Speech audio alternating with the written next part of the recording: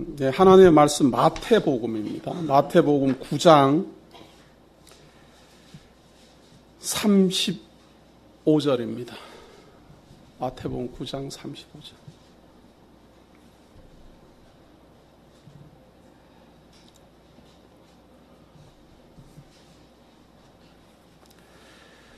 예수께서 모든 성과 촌에 두루 다니사 저희 회당에서 가르치시며 천국 복음을 전파하시며 모든 병과 모든 약한 것을 고치시니라. 무리를 보시고 민망히 여기시니 이는 저희가 목자 없는 양과 같이 고생하며 유리함이라. 이에 제자들에게 이르시되 추수할 것은 많되 일꾼은 적으니 그러므로 추수하는 주인에게 청하여 추수할 일꾼들을 보내어 주소서 하라 하시니라. 38절까지 봉독해 드렸습니다. 이제 마태복음 10장 강론을 할 차례입니다. 그런데 이 마태복음 10장의 내용은 저 유명한 사도권 부여입니다. 사도들에 대한 특별한 예언과 당부, 그리고 사도들을 통하여서 나타나는 복음 전파로 말미암아 나타나는 현상을 예수님은 미리 예언을 합니다. 그 예언의 내용이 10장 전편에 나타나고 있습니다. 그런데 이 10장 전편에 나타나고 있는 사도권의 부여를 강론하기 전에 먼저 알아야 될 것은 방금 봉독해 드린 것처럼 예수 그리스도가 목자 없는 양과 같이 유리하는 사람들을 보면서 추수할 일꾼들을 보내어 달라 그렇게 청하도록 합니다. 그리고 추수할 일꾼들을 보내어 주소서 하라 하고는 예수님이 추수할 일꾼들을 파송하는 겁니다. 그것이 바로 10장 내용이지요.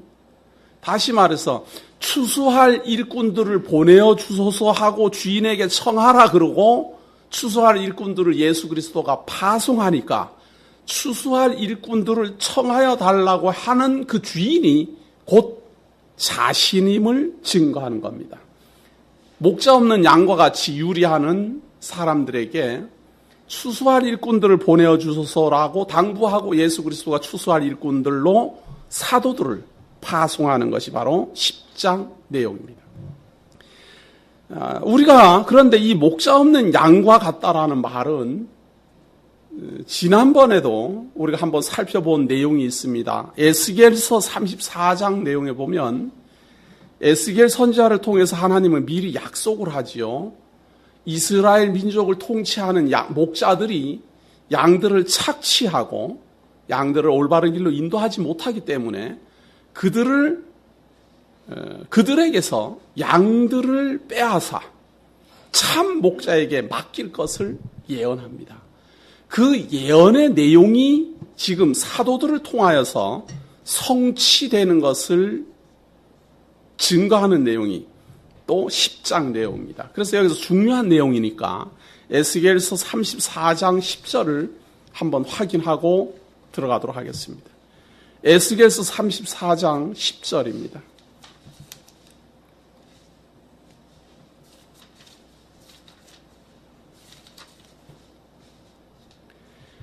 에스겔서 34장 10절, 구약 1205페이지입니다. 10절. 주 여호와의 말씀에 내가 목자들을 대적하여 내 양의 무리를 그들의 손에서 찾으리니 목자들이 양을 먹이지 못할 뿐 아니라 그들이 다시는 자기를 먹이지 못할지라. 내가 내 양을 그들의 입에서 건져내어서 다시는 그 식물이 되지 않게 하리라. 나 주 여호와가 말하노라. 나 곧 내가 내 양을 찾고 찾되 목자가 양 가운데 있는 날에 양이 흩어졌으면 그 때를 찾는 것 같이 내가 내 양을 찾아서 흐리고 캄캄한 날에 그 흩어진 모든 곳에서 그것들을 건져낼지라.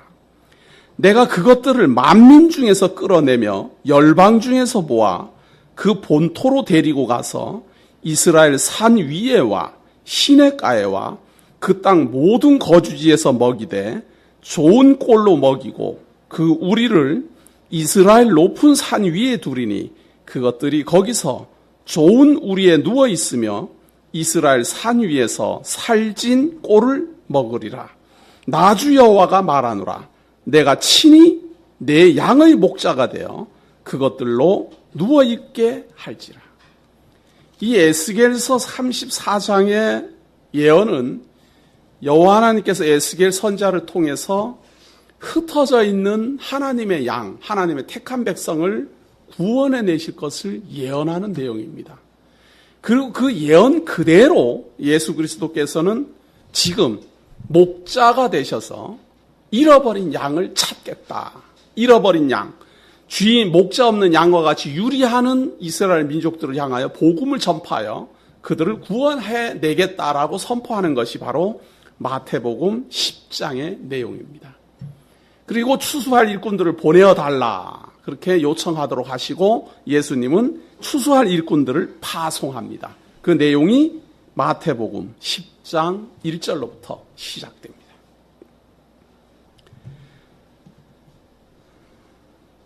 에스겔 선지자를 통하여서 예언한 그대로 이제 이스라엘 민족들을 이스라엘의 종교 지도자들의 손에서 예수 그리스도의 품 안으로 불러들이는 목자 없는 양과 같은 이스라엘 민족들을 예수 그리스도의 품으로 인도해내는 목자의 추수 사역이 이제 시작됐습니다. 10장 1절입니다. 예수께서 그 12제자를 부르사 더러운 귀신을 쫓아내며 모든 병과 모든 약한 것을 고치는 권능을 주시니라.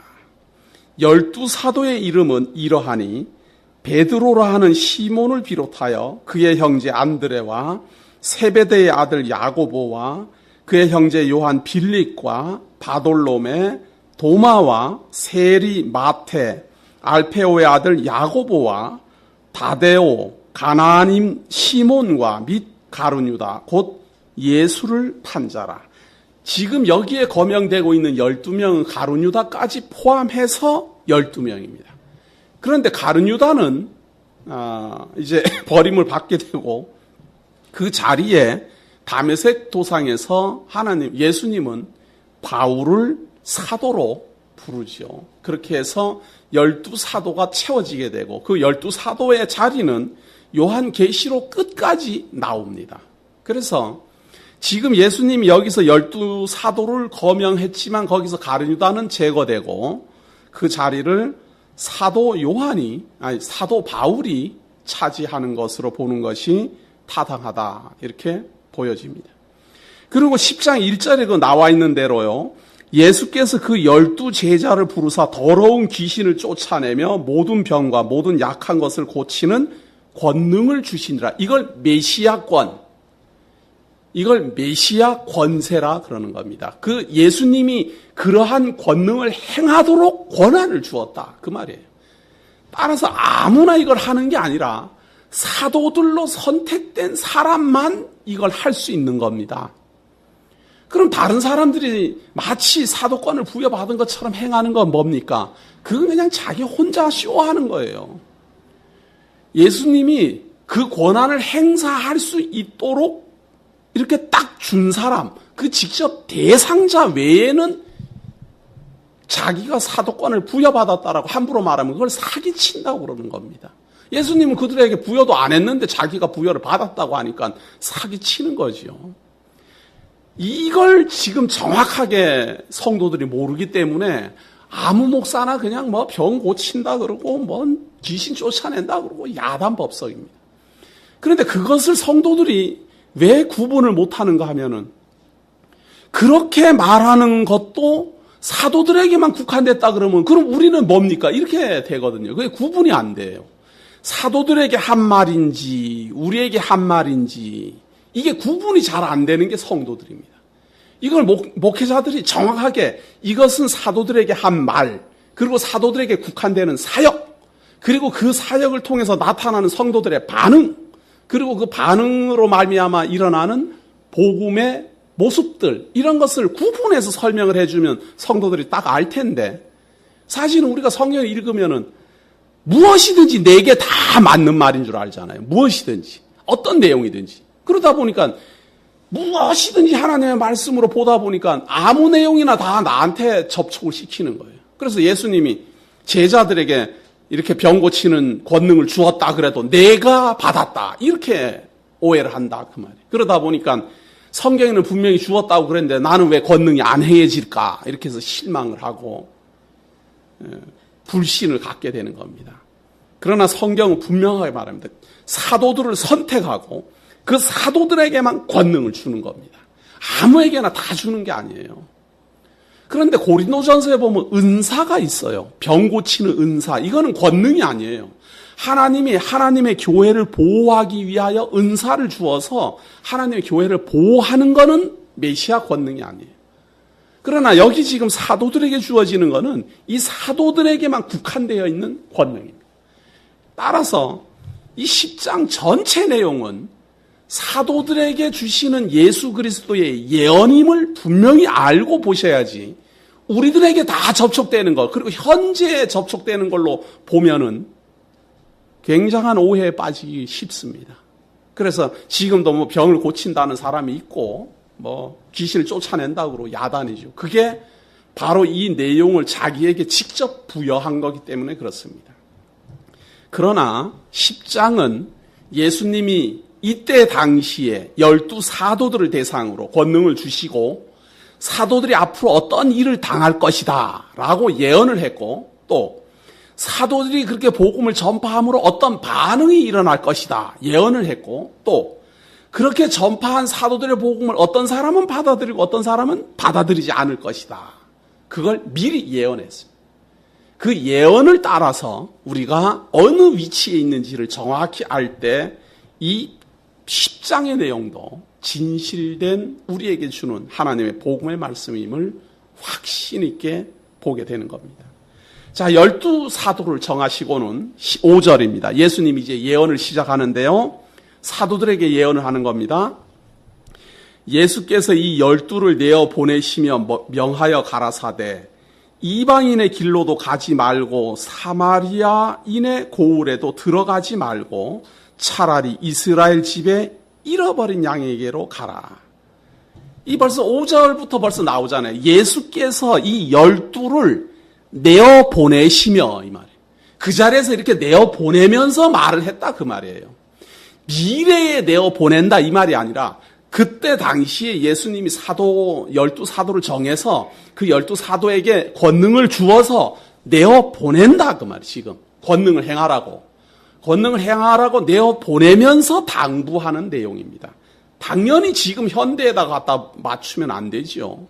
예수님이 강세창 목사에게 이렇게 내어 보내지는 않잖아요. 지금 우리는 예수님이 사도들에게 이렇게 말씀하셨고 말씀하신 대로 이루어지는 내용을 확인함으로 예수가 하나님의 아들이시요 메시아임을 믿는 것이지 우리가 사도가 아니에요. 예수님이 사도들에게 무엇이라고 말했고 그 현상이 어떻게 진행되는가. 당부하기를 차라리 이스라엘 집의 잃어버린 양에게로 가라. 가면서 전파하여 말하되 천국이 가까웠다 하고 병든 자를 고치며 죽은 자를 살리며 문둥이를 깨끗하게 하며 귀신을 쫓아내되 너희가 거저받았으니 거저 주어라. 이 예수님이 12사도를 보낼 때는 복음 전파 지역이 국한되어 있어요. 어딘가 하면 이스라엘 땅에만 전파해라. 이방인의 지역은 가지 마라 그 말이에요. 하나님의 잃어버린 이스라엘 민족에게만 가서 귀신을 쫓아내고 복음을 전파하고 천국이 가까웠다 그러고 문둥이를 깨끗하게 하고 이렇게 메시아가 왔음을 알려주어라 그 말입니다. 그러니까 이거를 지금 현대로 갖다가 붙여서 해석을 하려고 하면 해석이 되겠습니까? 그때 당시에 예수님이 제자들을 내어 보내고 제자들에게 이스라엘 지역에만 전파하라 하고 지역까지 딱 규정을 하잖아요. 자, 그러면서 9절입니다. 너희 전대에 금이나 은이나 동이나 가지지 말고 여행을 위하여 주머니나 두벌 옷이나 신이나 지팡이를 가지지 말라. 이는 일꾼이 저먹을 것 받는 것이 마땅함이니라. 예수님이 내보내면서 아무것도 없이 내보내는데요. 가면서 복음을 전파하다 보면 다 하나님이 준비해놨다 그 말이에요. 이스라엘 지역을 다 다녀야 되는데 지금 이스라엘 지역에 복음을 전파하러 가면은 먹을 것이 다 준비되어 있으니까 미리 준비하지 마라 그 말이에요. 근데 예수님 십자가에 달릴 때는요, 제자들에게 뭐라 그러는가 하면 너희들이 이제는 준비를 하라 그럽니다. 전대를 준비를 하라 그럽니다. 십자가에 달릴 때는 왜? 이제는 내가 갈 때가 됐다. 그러나 지금 여기에서 할 때는 예수님이 지금 십자가에 달리기 전이기 때문에 제자들을 보내서 복음을 전파하게 하고 다시 돌아오게 할 거예요. 그러니까 우선 예수님이 3년 동안 있으면서 이 제자들을 통해서 복음 전파 사역을 처음으로 시행하는 겁니다. 그러니까 가면서 아무것도 준비하지 말고 가면은 다 준비되어 있다. 당부를 합니다. 자, 11절입니다. 아무 성이나 촌에 들어가든지 그 중에 합당한 자를 찾아내어 거기 너희 떠나기까지 거기서 머물라. 또 그 집에 들어가면서 평안하기를 빌라. 그 집이 이에 합당하면 너희 빈 평안이 거기 임할 것이요. 만일 합당치 아니하면 그 평안이 너희에게로 돌아올 것이니라. 아무 집이나 들어가든지 거기에서 복음 전파하는 기간 동안에는 거기서 먹고 자고 다 해라. 그리고 들어가거든 그 집안의 평안을 빌고 그 평안을 받을 만한 집이면 그 집에 평안이 끼쳐지고 혹시 그 집이 안 받으면 너희들에게로 평안이 돌아오니까 아무 집이나 가서 복음 전파하고 거기에서 머물면서 대접하는 것 다 받고 금이나 은이나 준비하지 마라. 그러니 이런 내용을 그냥 읽고 지금 현대판 목사에게도 막 적용해서 금이나 은이나 준비하지 마라 그랬는데 당신은 왜 사례비 받습니까? 이래 말해버리면 참 대책 안 쓰는 거죠. 거기에 대해서 또 답변도 못해요. 왜? 성경에 써 있으니까. 성경에 봤더니 예수님께서는 금이나 은이나 전대나 준비하지 말고 아무 집이나 가서 하라고 했는데. 그러니까 지금 시대를 분간 못하기 때문에 그런 오해들을 많이 일으키는 겁니다. 예수 그리스도가 부활 승천하시면서는 오히려 너희들은 이제 준비하라. 오히려 전대를 준비하고 지팡이를 준비하고 핍박과 환난을 피해 다닐 준비를 하라 그럽니다. 그러나 이때 당시는 3년 반 정도의 지상 사역을 하시면서 제자들을 내보내는 장면입니다. 자, 14절에 보세요. 누구든지 너희를 영접도 아니하고 너희 말을 듣지도 아니하거든 그 집이나 성에나 나가 너희 발에 먼지를 떨어버리라. 내가 진실로 너희에게 이르노니 심판날에 소돔과 고모라 땅이 그 성보다 견디기 쉬우리라. 이게 무슨 말인가 하면 가가지고 복음을 전파했는데 그 사람들이 복음을 안 받아들이면 거기에 머물라고 하지 마라 그 말이에요. 나와버려라 그 말이에요. 왜?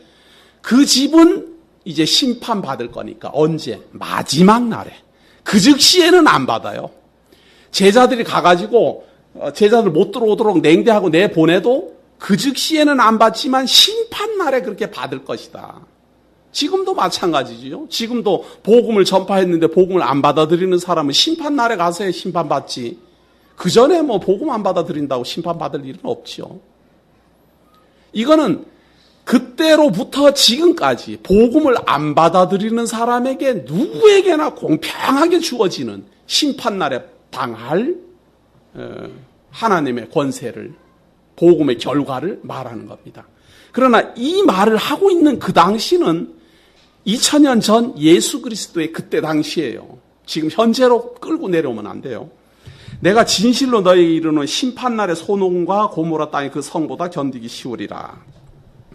자, 그러면서 한 가지 예언을 합니다. 미래에 발생할 것을 예언을 하는데요. 보라, 내가 너희를 보냄이 양을 일 가운데 보낸 것 같도다. 그러므로 너희는 뱀같이 지혜롭고 비둘기같이 순결하라. 이제 복음을 전파하다 보면 영접하지 않는 사람들이 나타나는데 그들은 심판날에 틀림없이 소돔과 고모라보다 견디기 어려울 것이다. 그리고 그 반응들이 어떻게 나타나는가 하면 누구나 영접하지 않기 때문에 뱀같이 지혜롭고 비둘기같이 순결해야 된다. 예수님이 뱀같이 우리는 그렇죠. 뱀에 대해서는 아주 거부 반응이 있습니다. 왜냐하면 에덴 동산에서 아담을 타락시킨 게 뱀이다 이렇게 돼 있으니까 뱀에 대한 거부 반응인데 예수님은 오히려 지혜로운 걸로 뱀을 묘사합니다. 그러니까 에덴 동산에 말하는 뱀은 여기서 말하는 뱀하고는 다른 거죠. 똑같은 뱀이라는 말을 해도 에덴 동산에서 말하는 것은 사단을 말하는 것이고, 지금 여기서 예수님이 말하는 것은 뱀처럼 지혜롭게 피해 다닐 자리, 그리고 예민하게 반응하는 모습, 이런 것들을 말하는 겁니다. 그리고 비둘기같이 순결하라. 그렇다고 해가지고 자기가 뭐 변색하거나 자기가 상황에 따라서 변하거나 그러지 말라는 당부입니다. 반응들이 안 좋을 거니까 그 말이에요. 17절. 사람들을 삼가라. 저희가 너희를 공회에 넘겨주겠고 저희 회당에서 채찍질하리라. 또 너희가 나를 인하여 총독들과 임금들 앞에 끌려가리니 이는 저희와 이방인들에게 증거가 되게 하려 하십니다. 자, 이 제자들에게 지금 가서 복음을 전파하면서 영접하지 않는 집에는 들어가지 마라. 그러면서 미래에 대한 예언을 한 가지 하는데요. 무슨 예언인가 하면 총독들과 임금들 앞에 끌려갈 때가 있을 것이다 라는 예언입니다. 누가? 사도들이. 그렇게 끌려가게 되거든 그것을 미리 알고 있어라. 왜 끌려가는가 하면 이방인들에게 증거가 되게 하려고 하나님이 그렇게 하는 거다. 그런데 예수님 당시에 아직 예수님이 십자가에 달려 올라가기 전에 제자들은 총독들 앞에 끌려가지 않습니다. 언제 끌려갑니까? 예수 그리스도가 부활 승천하시고 사도행전에서 보면 사도들이 총독들과 임금들과 당회 앞에 끌려갑니다. 산헤드린 당회에 끌려가고 재판을 받지요. 그리고 그 사도행전의 역사가 그때로부터 이방인들에게로 복음이 전파되는 계기가 시작됩니다. 예수님이 여기서 말했던 내용이 사도행전을 통해서 성취가 시작됐다. 그 말이에요. 그리고 예수님이 여기서 지금 했던 사도들에게 했던 그 약속의 말씀이 사도행전을 통해서 성취가 증거되고 있음을 사도들은 말하고 있는 겁니다. 그러니까 예수님이 너희들이 지금부터 복음을 전파해라. 어느 집에 가든지 거기서 먹고 평안을 빌면서 있어라. 혹시 영접하지 않으면 나와라. 그들은 심판을 받을 것이다. 그리고 영접하지 않는 사람들이 많고 너희들이 박해를 받게 될 것이다. 그리고 훗날에는 틀림없이 임금들과 관원들에게 붙잡혀 갈 것이다. 왜 붙잡혀 가는가? 두려워하지 마라. 이방인들에게 증거가 되기 위해 붙잡혀 간다. 그래서 사도행전을 보면은 막 베드로나 뭐 사도들이 그 총독들 앞에 서가지고 막 증거를 하지요. 바로 이 예수님의 예언의 성취입니다. 자, 그러면서 19절입니다. 너희를 넘겨줄 때에 어떻게 또는 무엇을 말할까 염려치 말라. 그때 무슨 말할 것을 주시리니 말하는 이는 너희가 아니라 너희 속에서 말씀하시는 자 곧 너희 아버지의 성령이시더라. 자, 이 성령이 임해야 말을 한다. 그 말이죠. 아직은 성령이 임하지 않았어요. 오순절날 성령이 임하고 제자들이 임금들 앞에 혹은 관원들 앞에 붙잡혀 갔을 때 베드로를 보고 사람들이 깜짝 놀랍니다. 어찌 이 사람이 말을 어떻게 이렇게 잘하느냐 그 말이죠. 말하는 권능, 말하는 재주를 성령님을 통하여서 줄 것을 예수님이 미리 예언합니다. 이것은 사도행전에서 그대로 성취됩니다. 장차 형제가 형제를, 자, 복음이 전파되면서 나타날 것을 미리 예언하는 거지요. 장차 형제가 형제를, 아비가 자식을 죽는 데 내어주며 자식들이 부모를 대적하여 죽게 하리라. 참, 장차 복음이 전파되고 성령이 임하고 성령을 통해서 이 사도들이 임금들 앞에서 말하게 되고 그것이 이방인들에게 증거가 되고 이런 일들이 벌어질 것을 예언합니다. 또 너희가 내 이름을 인하여 모든 사람에게 미움을 받을 것이니 나중까지 견디는 자는 구원을 얻으리라.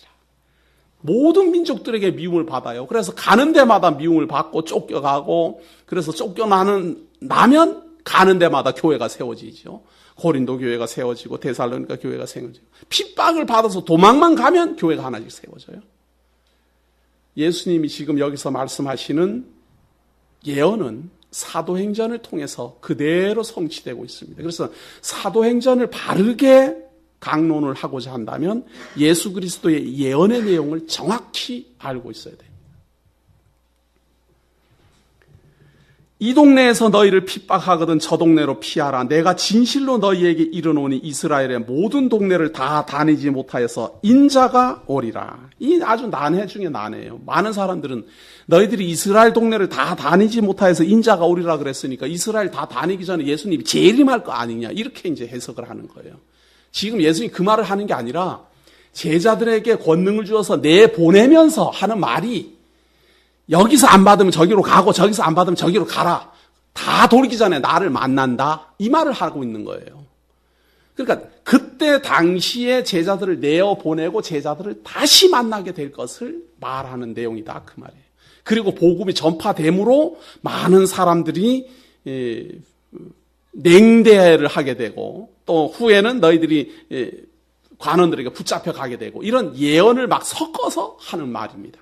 그러나 이 첫 번째 시점은 제자들로 하여금 이때 당시에 지금 일어나는 일들로부터 시작해서 복음을 전파해서 후에 일어날 것까지 길게 설명하고 있음을 이해해야 됩니다. 그래야 이게 난해가 안 되죠. 여기 보세요. 23절에 이 동네에서 너희를 핍박하거든 저 동네로 피하라. 내가 진실로 너희에게 이르노니 이스라엘의 모든 동네를 다 다니지 못하여서 인자가 오리라. 이스라엘이라는 동네는 그렇게 큰 나라가 아니에요.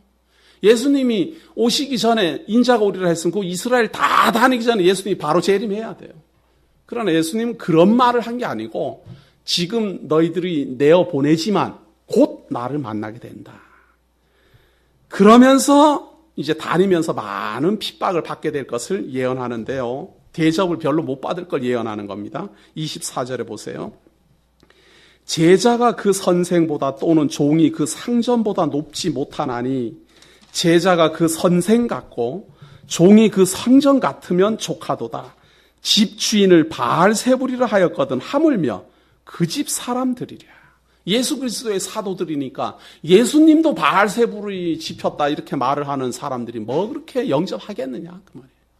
그래서 사도들이 당할 비난과 환난을 예언하고 있습니다. 그런즉 저희를 두려워하지 말라. 감추인 것이 드러나지 않을 것이 없고 숨은 것이 알려지지 않을 것이 없느니라. 그러니까 바리새인들이나 종교 지도자들을 두려워하지 말고 혹 핍박받더라도 두려워하지 말고. 왜? 예수님도 바알세불이라 그랬는데 그 예수님의 사도들이야 오죽하겠습니까? 그래도 두려워하지 말고 다 전파하면 모든 것이 다 밝혀질 것이다. 이게 중요한 말입니다. 바리새인들은 이때 예수 그리스도가 오기 전까지만 해도 종교 지도자들로서 굉장히 존경의 대상이었습니다. 굉장히 종교적 열성이 많았고 그들은 진짜 백성들에게 존경을 받았습니다. 그런데 예수님만 바리새인들을 독사의 자식이라고 비난하는 거예요. 회칠한 무덤이라고 비판하는 거예요. 왜? 그들의 속을 아니까. 겉으로 볼 때는 멀쩡해도 그들의 속, 숨어 있는 것은 외식이다 그 말이에요. 그것에 대해서 비판을 하기 때문에 바리새인들은 예수님을 싫어하고, 그리고 그 예수 그리스도의 사도들도 당연히 그걸 지적하기 때문에 감추인 것이 드러날 수밖에 없어요. 아무리 속에서 감추고 있고 자기는 겉으로 깨끗한 척해도 다 드러나게 돼 있어요. 복음이 올바로 전파되면 사람들의 숨어서 하는 것들은 전부 다 밝혀지게 돼 있습니다. 그런즉 저희를 두려워하지 말라. 감추인 것이 드러나지 않을 것이 없고 숨은 것이 알려지지 않을 것이 없느니라. 내가 너희에게 어두운 데서 이르는 것을 광명한 데서 말하며 너희가 귓속으로 듣는 것을 집 위에서 전파하라. 공개적으로 다 말해라 그 말이에요. 진짜 율법대로 지켜서 준행했느냐라고 물어봐라 그 말이에요. 형제들을 나가라 했느냐 안 했느냐 물어봐라 그 말이에요. 지금 이 산상수훈을 앞에서 다 설명했죠. 산상수훈대로 정말 1.1핵도 다 버리지 않고 다 지켜 준행했는지 안 했는지 다 밝혀주어라. 그렇게 하면 감추인 것이 다 드러나고 숨어있는 것도 다 드러난다. 그러다 보면 당연히 비난받게 되어 있고 환난받게 되어 있다. 그러면서 당부합니다. 그런 일이 일어나더라도 28절 몸은 죽여도 영혼은 능히 죽이지 못하는 자들을 두려워하지 말고 오직 몸과 영혼을 능히 지옥에 멸하시는 자를 두려워하라. 진정으로 두려워해야 될 자는 몸과 영혼을 주관하는 자지 몸만 주관하는 권력자가 아니다. 이것이 추수할 일꾼들을 예수님이 내어보내면서 당부하는 내용입니다. 복음을 전파하면 누구나 환영하는 것이 아니라 예수 그리스도가 비난을 받은 것처럼 너희들이 비난받을 것이다. 그럴 때 흔들리지 말고 오히려 몸과 영혼을 능히 지옥에 멸하시는 자를 두려워하라. 그러면서 당부하기를 29절 참새 2마리가 한 아사리온에 팔리는 것이 아니냐. 그러나 너희 아버지께서 허락지 아니하시면 그 하나라도 땅에 떨어지지 아니하리라. 이 참새 2마리가 한 아사리온에 팔린다 이런 말은 한 마리는 그냥 덥으로 팔린다 이 말이에요. 묶여서 팔린다 이러는 거 없다 그 말이에요. 하나하나씩 다 상대하지. 묶여갖고 무슨 옆에 있다가 괜히 곁다리로 붙잡혀가갖고 보너스로 붙잡혀가서 뭐 이렇게 죽거나 그러지 않는다. 왜? 하나님이 하나하나 다 살피시니까. 그러면서 당부하기를 너희에게는 머리털까지 다 세신 바 되었나니 두려워하지 말라. 너희는 많은 참새보다 귀하니라. 하나님께서 예수 그리스도를 통하여 사도들에게 당부하는 내용입니다. 너희들의 머리털까지 다 세신 바 되었고 하나님이 일일이 다 주관하실 것이다. 그래서 죽고 싶어도 죽지 못하고 살고 싶어도 하나님이 데려갈 때가 되면 살지 못하고 완전한 하나님의 주권하에 움직이게 될 것을 당부합니다. 누구든지 사람 앞에서 나를 시인하면 나도 하늘에 계신 내 아버지 앞에서 저를 시인할 것이요 누구든지 사람 앞에서 나를 부인하면 나도 하늘에 계신 내 아버지 앞에서 저를 부인하리라. 사도들이 흔들릴까 봐 이 집에 가갖고 환영도 못 받고 저 집에 가서 환영 못 받고 그러면은 옮기라 아무 걱정 말고 옮기라 그러는데도 여기 가도 환영 못 받고 저기 가도 환영 못 받고 그러면 흔들리게 되잖아요. 이거 예수님이 우리를 보내긴 보냈는데 진짜 하나님이 지키긴 지키나 무슨 이런 생각이 다 들 거 아니에요. 그것에 대해서 걱정하지 마라. 하나님이 지킨다. 머리털까지 다 세셨다. 두려워하지 마라. 그러면서 복음을 전파함으로 말미암아 나타나는 사회적 반응을 미리 예언합니다. 복음을 전파하게 되면 어떤 일이 벌어질까? 34절입니다. 내가 세상에 화평을 주러 온 줄로 생각지 말라. 화평이 아니요 검을 주러 왔노라. 내가 온 것은 사람이 그 아비와 딸이 어미와 며느리가 시어머니와 불화하게 하려 함이니 사람의 원수가 자기 집안 식구리라. 복음을 전파하면 어떤 일이 벌어지는가 하면 불화하게 된다. 왜? 아버지는 믿는데 아들은 안 믿고 아들은 믿는데 아버지는 안 믿고 며느리는 믿는데 시어머니는 안 믿고 시어머니를 믿는데 며느리는 안 믿고 이래 되면 이거 불화할 수밖에 없어요. 지금 우리는 대부분의 가정들이 모든 가족들이 다 하나님 믿으니까 이런 불화에 대해서 별로 잘 몰라요. 그러나 집안 사람들끼리 어떤 사람은 안 믿고 어떤 사람은 믿고 혹은 어떤 사람은 불교 믿고 어떤 사람은 기독교 믿고 이거 아주 집안 골치 아픕니다. 두 부부도 말이에요. 아내와 남편 사이도 종교적 갈등이 가장 힘들어요. 이게 다 같이 믿고 다 같이 교회 가고 이러는 사람은 그것에 대한 두려움이 없어요. 그러나 같은 집안 내에서 종교적 성향이 달라졌을 때 얼마나 큰 불화가 발생하는지 모릅니다. 그걸 예수님은 예언하고 있는 겁니다. 너희들이 이제 복음을 전파하게 되면 어떤 사람은 유대교대로 율법대로 지켜야 된다라고 할 거고 어떤 사람은 예수를 그리스도로 믿음으로 구원에 이른다고 할 거다. 그렇게 해서 불화가 일어난다. 이스라엘의 복음을 전파하니까 어떤 사람은 성전에 가서 나는 제사 지내겠다고 야단이고 어떤 사람은 난 교회에 가서 예수 그리스도 믿겠다고 야단이고 그러니 불화한다.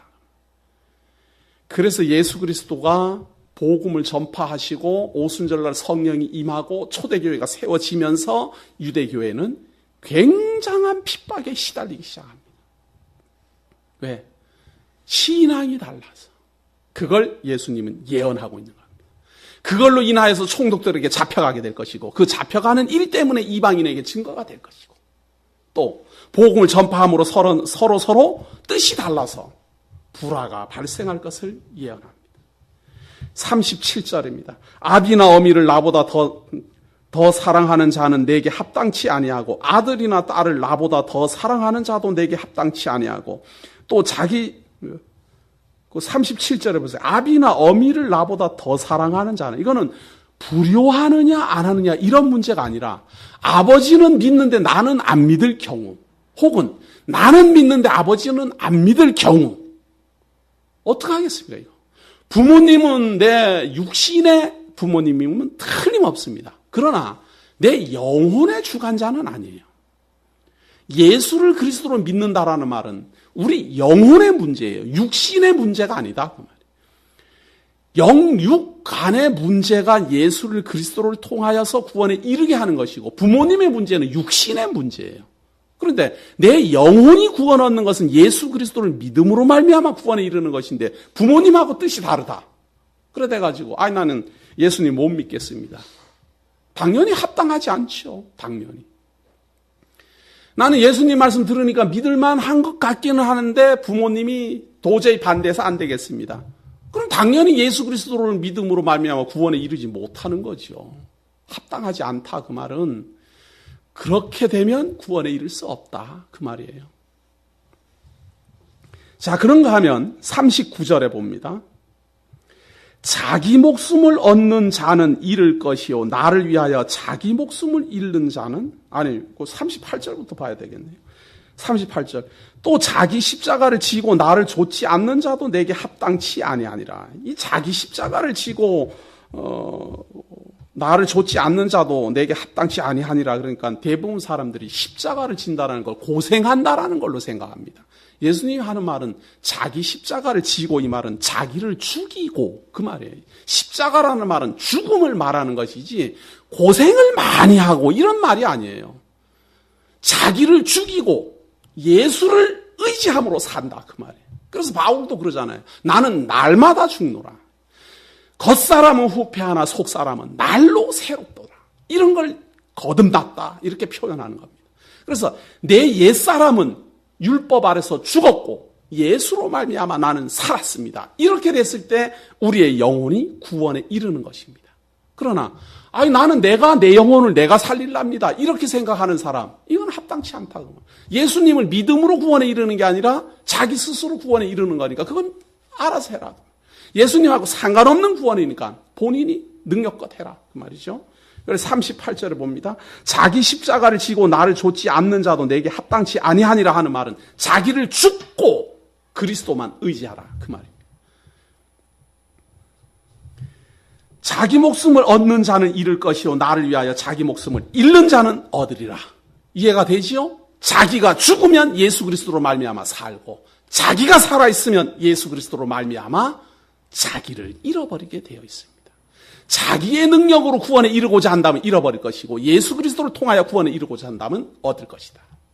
그런데 예수를 그리스도로 믿음으로 구원에 이른다 이 말은 내 능력, 내가 가진 모든 공로, 내 영혼조차도 사단에게 죽었다라고 선언해야만 가능합니다. 죽어야만 산다. 그래서 에베소서에 보면 죽었던 우리를 살리사 그렇게 표현하지요. 율법 아래 죽었고 예수 그리스도로 말미암아 살았다. 자, 39절까지 자기 목숨을 얻는 자는 잃을 것이요 나를 위하여 자기 목숨을 잃는 자는 얻으리라. 그러면서 계속 이게 지금 복음을 전파함으로 말미암아 나타나는 현상을 미리 예언하는 겁니다. 우리에게 현실이죠. 우리는 예수를 그리스도로 믿고 내 모든 능력은 다 없는 걸로 하잖아요. 내 모든 능력은 없고 예수를 그리스도로 믿음으로 말미암아 나아갑니다. 자, 40절 보세요. 너희를 영접하는 자는 나를 영접하는 것이요 나를 영접하는 자는 나 보내시는 이를 영접하는 것이니라. 우리는 사도들의 글을 예수 그리스도의 말씀하고 똑같이 봅니다.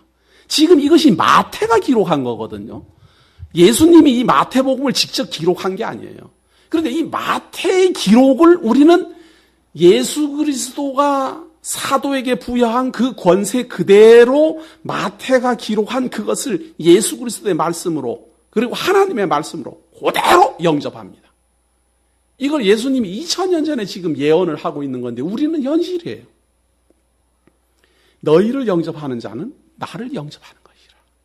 우리는 마태를 영접하고 누가를 영접하고 요한을 영접하고 바울을 영접했는데 그 바울을 영접한 것이나 마태를 영접한 것이나 요한을 영접한 것이 곧 그리스도를 영접한 것이다.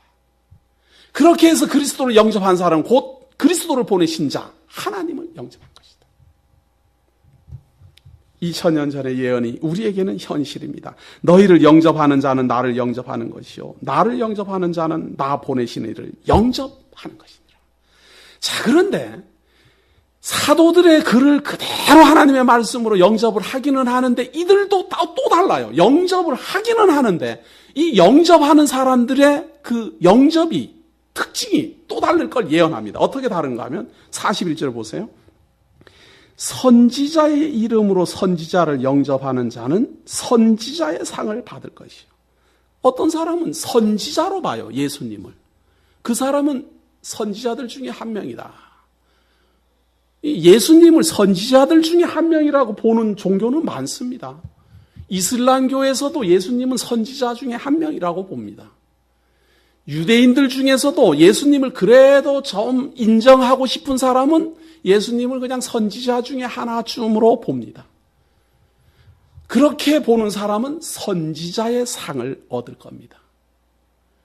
똑같은 거예요. 엘리야 선지자나 모세 선지자나 무슨 에스겔 선지자처럼 예수님을 보는 겁니다. 그러면 메시아는 아닌 겁니다. 선지자와 메시아의 차이는 선지자는 하나님의 말씀을 자기 백성들에게 전파하는 게 선지자예요. 하나님이 선지자를 불러서 내 백성에게 이 말씀을 전하라. 이렇게 하는 게 선지자입니다. 그런데 예수님이 하나님의 말씀을 그대로 전파하지요. 선지자들의 뜻을 선지자로서의 역할을 그대로 감당합니다. 그러니까 그 부분만 보고 예수님을 선지자쯤으로만 생각한다면 메시아로 영접한 건 아닙니다. 선지자로 영접한 것은 우리를 구원에 이르게 할 수 없습니다. 자, 그런가 하면 또 어떤 사람이 있어요.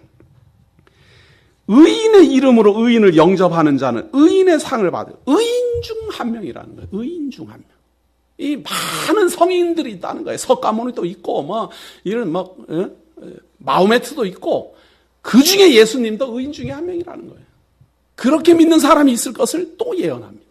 선지자로 영접한 사람이 있다면 선지자의 상을 받을 것이요. 의인으로 영접을 하는 사람이 있다면 의인의 상을 받을 것이요. 그 우리는 어떻게 영접합니까? 예수를 그리스도로 보내신 자 하나님을 영접하고 하나님으로 아는 거지요. 그분이 보내신 자 예수를 하나님의 아들로 영접하고 하나님의 아들이 파송한 사도들을 그들의 글을 하나님의 말씀으로 그대로 영접합니다. 데살로니가 교회인 성도들처럼. 데살로니가 교회 성도들에게 바울이 하는 말이 너희들이 처음부터 우리가 했던 말을 하나님의 말씀으로 여긴 것을 감사하노라. 그런 말이 있잖아요. 그것처럼 우리는 사도들의 글도 하나님의 말씀으로 예수 그리스도의 말씀도 하나님의 아들로 그분을 보내신 자를 하나님으로 영접합니다. 아무도 선지자로 보지 않아요. 아무도 의인으로 보지 않아요. 물론 예수 그리스도의 행적 중에는 선지자의 모습도 보이고 의인의 모습도 보입니다. 그러나 그걸로는 안 돼요. 그걸로는 안 돼요. 허다한 의인이 많고 허다한 선지자가 많은데 메시아는 그들하고는 격을 달리하는 겁니다. 선지자는 하나님의 말씀을 그대로 전파할 수는 있어요. 의인은 자기가 하나님 앞에서 의롭게 살 수는 있어요. 뭘 못합니까? 남을 구원하지 못해요. 자기는 하나님 앞에 의로울 수 있고 하나님의 말씀을 백성들에게 그대로 전파는 할 수 있는데 죄인을 구원해낼 능력이 없다 그 말이에요. 이것이 메시아의 능력입니다. 죽은 자를 살려낼 능력이 없다 그 말이에요. 이것이 그리스도의 권세입니다. 당연히 예수를 영접할 때는 메시아로서 영접하는 겁니다. 죽은 나를 살리시는 예수 그리스도시여 나를 하나님의 나라 백성 삼아주시옵소서. 율법 아래 죽었던 나를 구원하시사 하나님의 백성으로 영접하여 주시옵소서. 그러니 당연히 자기 십자가를 지고 그 말은 자기를 죽이고 예수 그리스도를 따라야 올바로 영접하는 겁니다. 그러나 선지자들 중에 하나 혹은 의인 중에 하나, 이것은 자기는 예수를 믿는다라고 혹은 오해하는지 모르지만 메시아로 믿는 건 아닙니다. 인정은 해주겠다 그 말이죠. 성인들 중에 한 명 혹은 특별한 선지자 중에 한 명으로 나는 보겠다. 의인을 영접하는 자는 의인의 상을 받을 것이요. 42절. 또 누구든지 제자의 이름으로 이 소자 중 하나에게 냉수 한 그릇이라도 주는 자는 내가 진실로 너희에게 이르노니 그 사람이 결단코 상을 잃지 아니하리라 하시니라. 제자의 이름으로라는 말은 예수 그리스도에게 파송받는 제자로 영접하는 자는 냉수 한 그릇이라도 하는 말은 아주 조금이라도 그걸 안다면 결단코 상을 잃지 아니하리라. 우리는 예수 그리스도의 제자들을 어떻게 봅니까? 하나님의 말씀을 그대로 전파한 자로 봅니다. 비록 이 글은 마태가 기록한 글이지만 우리는 이 마태의 글을 마태의 사상으로 보지 않습니다. 예수 그리스도가 마태라는 제자를 통하여, 사도들을 통하여 우리에게 보내신 것으로 영접합니다. 그리스도께서는 이것을 잃지 않을 겁니다. 우리가 마태나 누가나 요한이나 바울이나 모두 하나님의 말씀으로 받아들이고 그들을 파송한 예수 그리스도를 하나님의 아들로 믿고 있으며 그들을 보내신 자 하나님을 여호와로 믿고 있는 이상 하나님은 우리에게 주실 하나님 나라의 상급을 결단코 잃어버리지 않을 겁니다. 이것이 우리에게 주는 놀라운 예언의 말씀이고 우리에게 나타나는 현실입니다. 이 현실은 예수 그리스도가 제자들을 사도권을 부여하여 파송하는 그때로부터 이미 예언되어 있습니다. 너희들이 복음을 전파하면 어떤 사람은 받아들이고 어떤 사람은 받아들이지 않을 것이다. 너희들이 복음을 전파하면 불화가 일어날 것이다. 너희들이 복음을 전파하면 어떤 사람은 자기 십자가를 지고 자기를 죽이고 예수 그리스도를 영접하는가 하면 어떤 사람은 자기가 자기 십자가를 지는 게 아니라 자기가 자기 공로를 내세우면서 예수 그리스도를 믿는 사람도 있을 것이다. 어떤 사람은 선지자로 영접하는 사람도 있을 것이다. 어떤 사람은 의인으로 영접하는 사람도 있을 것이다. 그러나 예수 그리스도가 파송한 자로 받아들이는 자에게는 상을 잃지 않을 것이다. 이 10장의 내용은 필히 어디까지 읽어야 되는가 하면 11장 1절까지 꼭 봐야 돼요. 예수께서 12제자에게 명하시기를 마치시고 이에 저희 여러 동네에서 가르치시며 전도하시기를 하시려고 거기를 떠나가시니라. 이제 사도들에게 사도권 부여하고 내어 보내시면서 무슨 말을 했는지를 다 소개하고 출발 시작했다 그 말이에요. 그리고 이 제자들은 다 복음 전파하고 예수 그리스도에게로 다시 모여듭니다.